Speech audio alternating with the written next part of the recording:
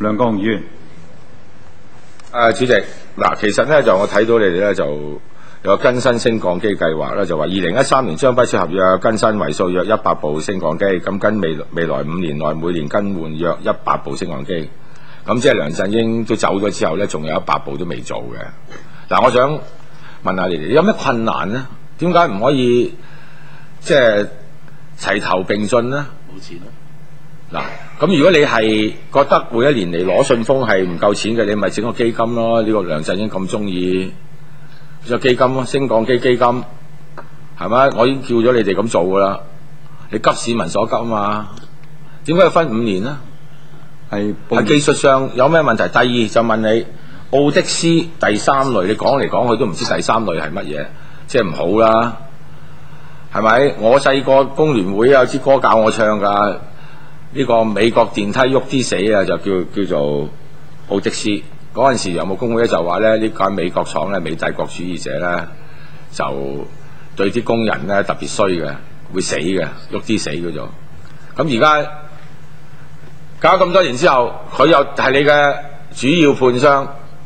你話中規中矩，何謂中規中矩？成語濫用喎，哥。咁你而家到底你話一話啦。呢個奧的斯第3類，一個咁主要嘅承判商。第一，你話佢哋係咩嘅？咁我問你，佢有冇外判先？你有冇查到佢外判嗰啲嘢先？阿梁議員，你俾時間佢答啊！我都想啊。邊個答？秘書長。Mr. Chairman, I'd just like to point out that the Housing Authority funds all its own projects. We don't rely on government funds for this. It has to come out of our own resources. Accordingly, it has to be programmed. And as you've heard from other members, the reality is if we were to do everything all at once, the impact on our tenants would simply be too great. It has to be phased to make sure that it's at a reasonable pace and that people are willing to accept it. For that reason, we put a lot of effort into communicating with tenants.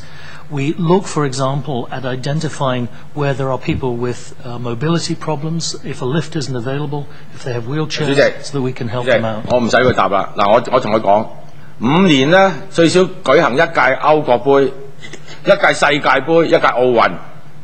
阿哥，5年啊哥，你500部升降機，你有咩技術困難啊？揾地方咪嘥時間，揾咩地方啫？你咪去勘察咯。我叫咗機電署做唔到，咪俾外邊去睇咯。講咗㗎啦，你點解一定用機電署先？Mr. Chairman, actually, we've already done over 600 lifts. It is an ongoing program, and it must be because, unfortunately, lifts have to be replaced after every 15 to 25 years. There's no way to avoid it. It's not a one-off exercise. It has to be ongoing, and that's the reality that we face. How to improve?